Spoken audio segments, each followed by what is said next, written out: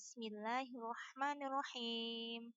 Assalamualaikum warahmatullahi wabarakatuh. Alhamdulillahirabbil alamin. Kita masih diizinkan oleh Allah untuk bertemu kembali dalam pelajaran produk kreatif dan kewirausahaan PKK SMK kelas 12. Semoga kita dalam keadaan yang selalu diberkahi oleh Allah, selalu sehat dan murah rizki. Amin. Amin ya robbal alamin. Kali ini kita akan membahas yaitu proses produksi. Ini adalah pembahasan yang ada di kompetensi dasar 3.12, yaitu tentang menerapkan proses produksi massal, atau keterampilannya 4.12, yaitu melakukan produksi massal. Bicara tentang produksi, bicara tentang produksi ini sering kita dengar, ya. Apakah itu produksi mobil atau sepeda motor atau minuman ringan ataupun baju ataupun kain ataupun yang lain, ya.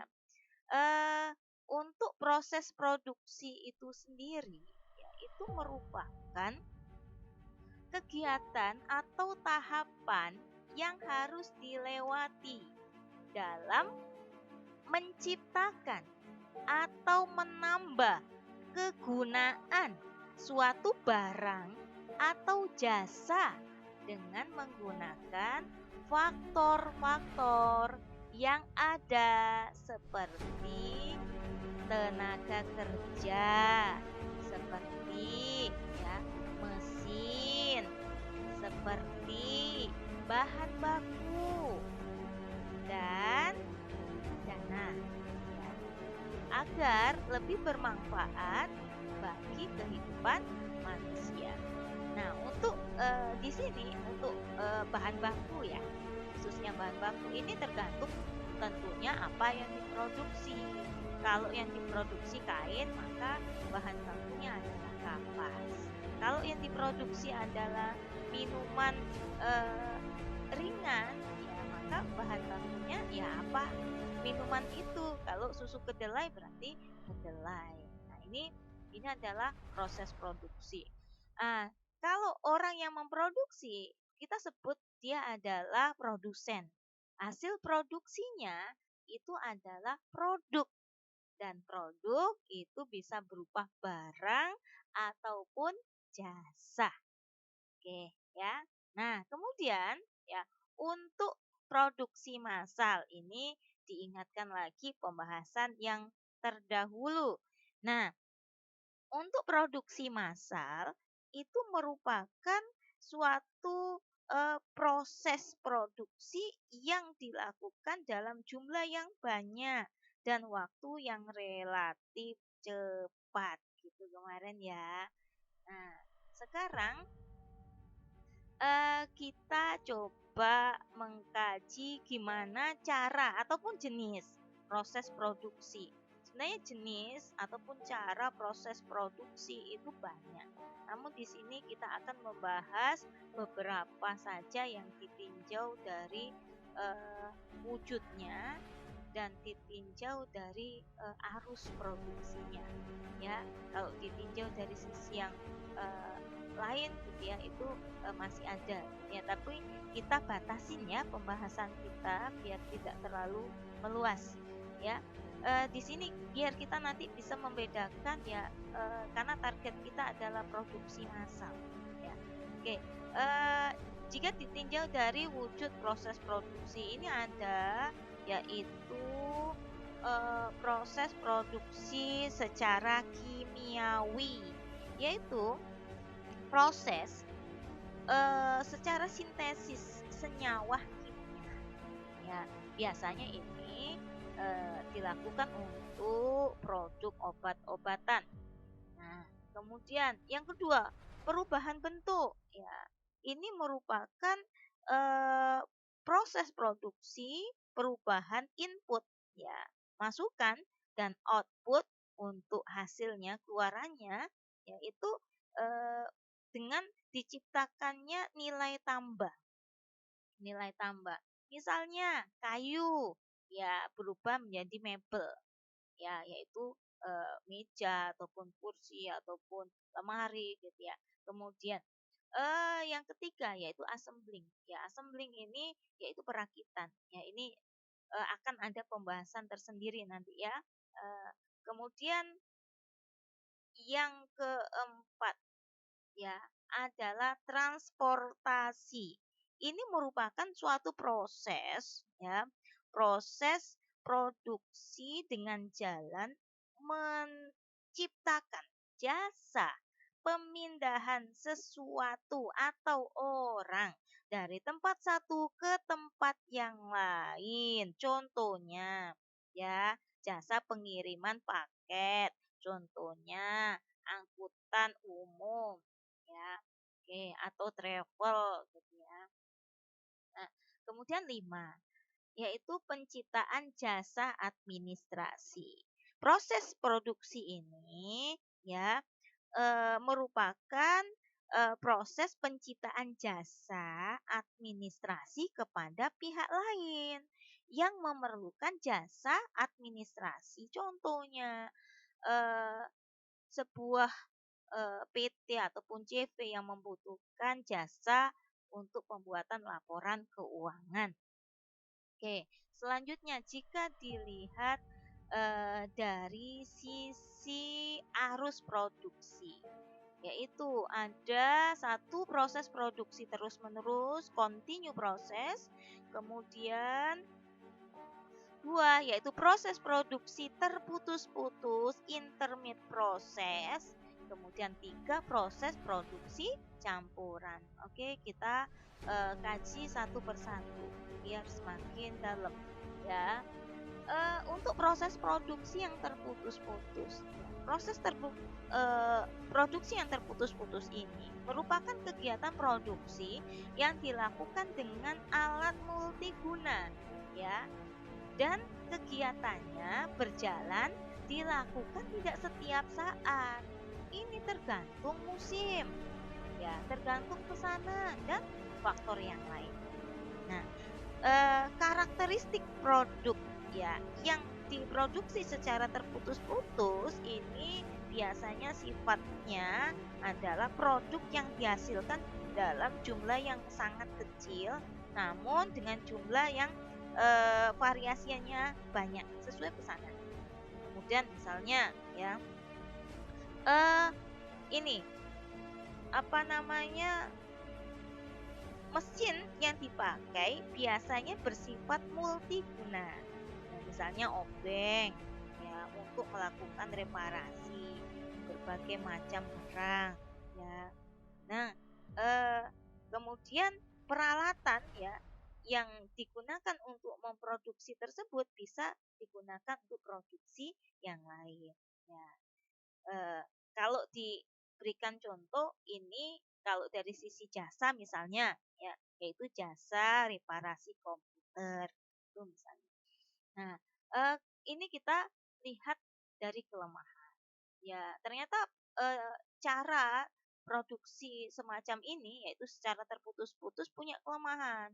Kelemahannya adalah yang pertama sulit untuk dilakukan penjadwalan proses produksi karena sesuai pesanan, ya, sesuai musim, ya. Kemudian dua yaitu pengawasan produksi sukar dilakukan. Ya, kemudian biaya tenaga kerja dan biaya pemindahan bahan sangat tinggi. Ya. Nah, di sini ini kelemahannya. Nah, ternyata di sini proses produksi terputus-putus ini punya keuntungan. Ya, tentunya keuntungannya ini sangat cocok untuk produk yang diproduksi secara terputus-putus ataupun jasa apa namanya yang diproduksi secara terputus-putus. Ya. Yang pertama adalah mempunyai fleksibilitas yang tinggi ya, fleksibel ya, karena sesuai pesanan, karena sesuai musim, ya. Jadi hemat ya dalam ini penghematan uang dalam investasi. rangkaian produksi tidak mudah terhenti akibat terjadinya kerusakan. Kerusakan apa? Kerusakan mesin. Yang biasanya terhenti itu apa? Yaitu proses secara kontinu. Nah, nanti kita bahas ya. Oke. Selanjutnya itu adalah proses secara kontinu. Nah, ini merupakan metode proses produksi di mana proses berulang atau berlangsung secara terus-menerus tanpa terhenti. Kenapa? Karena ini sistemnya otomatis. Nah, sistemnya otomatis. Nah, ini mempunyai kelemahan. Dan ini biasanya produk yang diproduksi dengan proses secara kontinu ini adalah produk-produk yang diproduksi secara massal ya. Nah, ini kelemahannya ya, sama dengan yang kita bahas ya, yaitu yang pembahasan yang terdahulu ya, sama mendapat kesukaran untuk menghadapi perubahan produk yang diminta oleh konsumen atau pelanggan. Kenapa? Karena sudah dibuat secara otomatis kan sukar. Nah, kemudian dua, proses produksi sudah terhenti. Nah, sudah terhenti kenapa? Karena bisa jadi ketika ada mesin, salah satu mesinnya rusak sehingga untuk proses selanjutnya itu terhenti.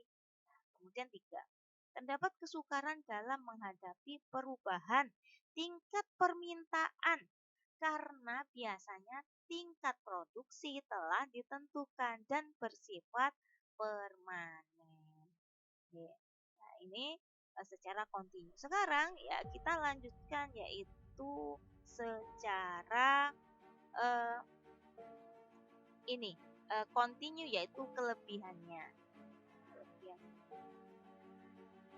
Untuk kelebihannya itu dapat diperoleh tingkat biaya per unitnya itu rendah ya, biaya per unitnya rendah. Kenapa? Karena produknya sudah distandarisasi ya, sama produknya. Nah, kemudian dua, dapat dikuranginya pemborosan dari pemakaian tenaga kerja karena tenaga kerja ditaruh di sub-sub tertentu. Oke. Kemudian tiga, biaya tenaga kerja labor cost rendah.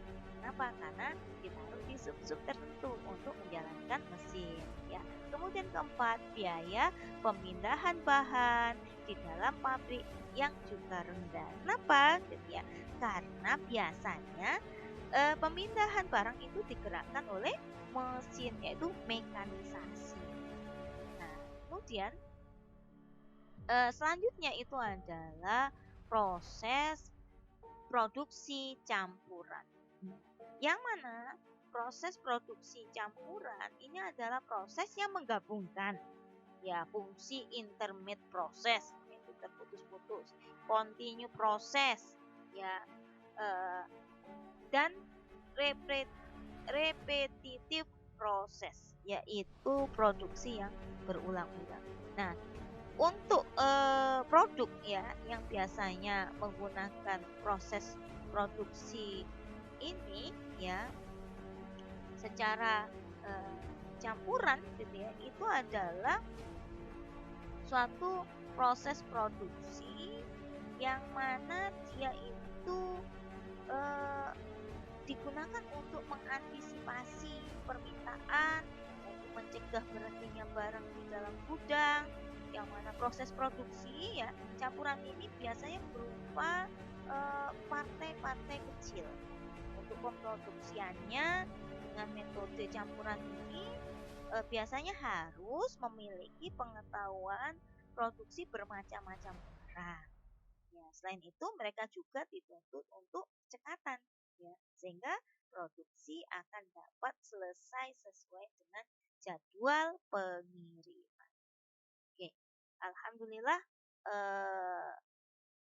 selesai ya materi kita ya dalam pembahasan proses produksi, dan semoga kita bisa menentukan produk kita nanti pakai proses yang mana. Tentunya disesuaikan dengan produk yang akan kita produksi.